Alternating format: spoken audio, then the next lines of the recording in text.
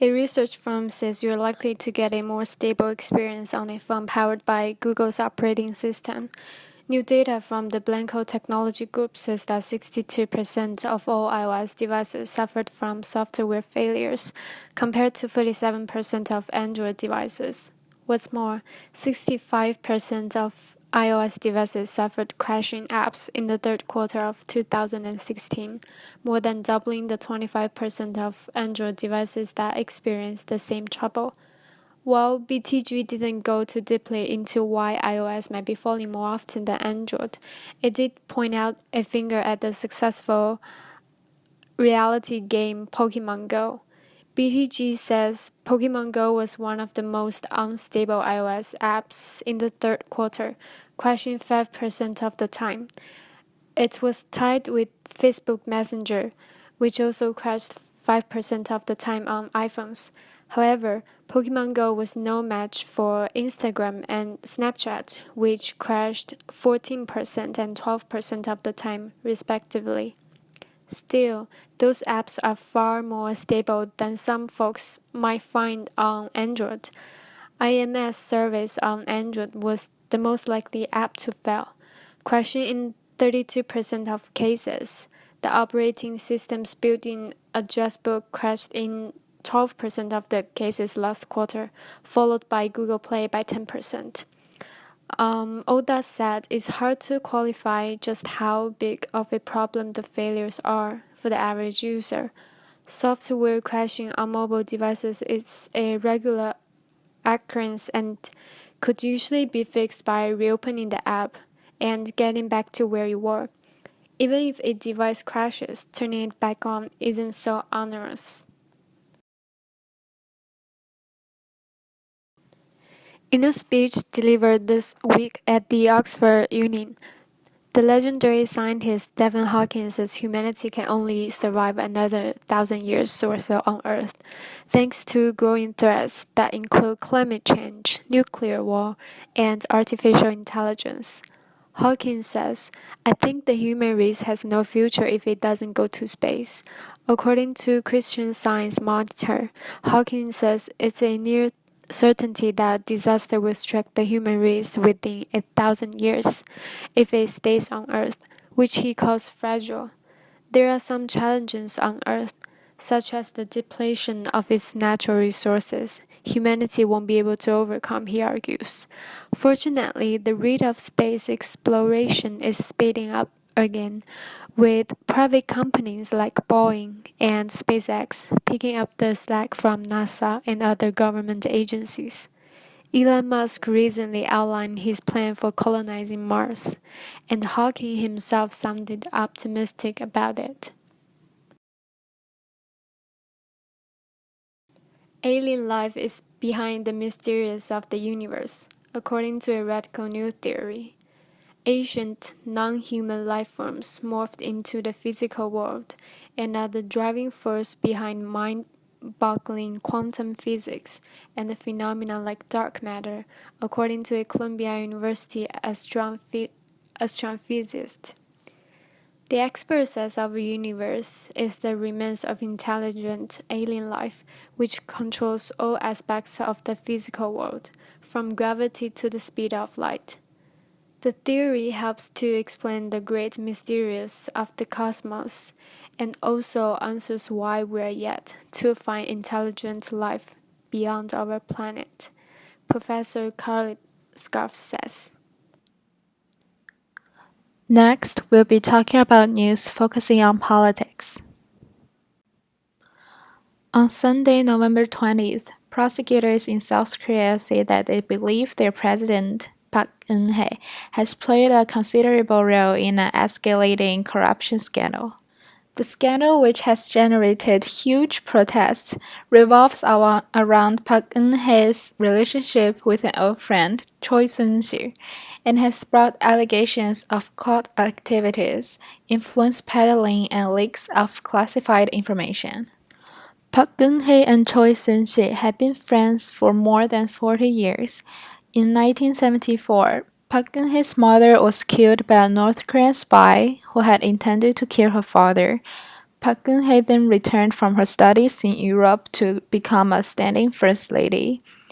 It was then she got to know Choi Tae-min, a pseudo-Christian leader who set up a cult called the Church of Eternal Life. He said he had been visited by the soul of Park Geun-hye's mother, who asked him to guide her. He then became Park Geun-hye's mentor while also amassing considerable wealth and power. By this point, Park Geun-hye was firm friends with Choi Tae-min's daughter, Choi Soon-sil. Right now, the official investigation focuses on Choi Soon-sil's alleged abuse of her closeness to the president to enrich herself and influence policy, as well as her handling of classified documents. Choi Soon-sil is also alleged to have pressured companies for big donations to foundations from which she benefited. On Sunday, November 20th, Choi Soon-sil was formally charged with various charges, including abuse of authority, coercion, attempt coercion, and attempt fraud. On November 19th, protesters had their fourth mass protest to demand Park Geun-hye stands down. Park Geun-hye has so far refused to be questioned by police.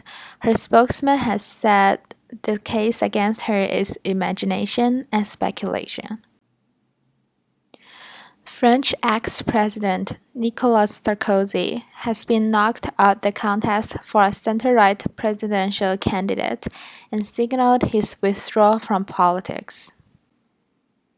Admitting defeat, Nicolas Sarkozy endorsed François Fillon. In his concession speech, Mr. Sarkozy said, "I have no bitterness, I have no sadness, and I wish the best for my country."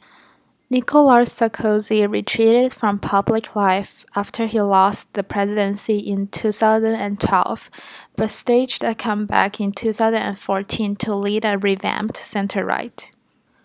François Fillon served as Nicolas Sarkozy's prime minister during his presidency between 2007 and 2012.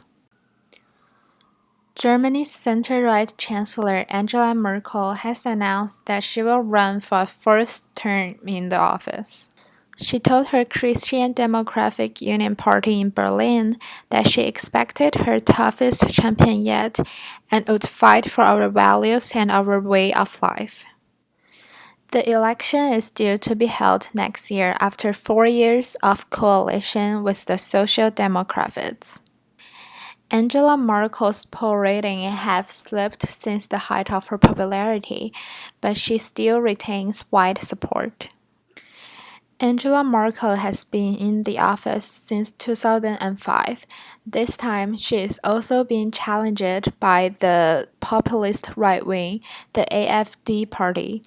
She also announced that she will stand again after meeting party leaders at the CDU headquarters. She told the reporters that the decision to run for a fourth term had been nothing but a trivial after 11 years in the office. For this weekly briefing, I decided to focus on the lifestyle section. The lifestyle section of life. Can't Trump Hamilton. Brandon Victor Dixon, who is playing the lead in Tony-winning Hamilton play, read a plea to Mike Pence after a show the vice president-elect attended. Dixon addressed Pence and said the cast hoped the show inspired you to uphold our American values and to work on behalf of all of us. Trump and his supporters, some claiming to even appreciate the Broadway world, are demanding an apology. The story follows the life of Alexander Hamilton, one of the founding fathers, and tells of his trials and tribulations through hip-hop. The show has received critical acclaim from celebrities and the theatrical community alike. Dixon has been reached out to from multiple news sources have reached out to Dixon, asking what his thoughts on Trump's demand for an apology are, and he said that that is not something that he plans to give. A Blue Green Day performance. First, Green Day has decided to release new music.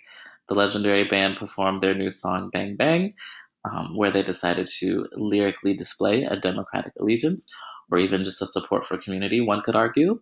No Trump, no KKK, no fascist USA.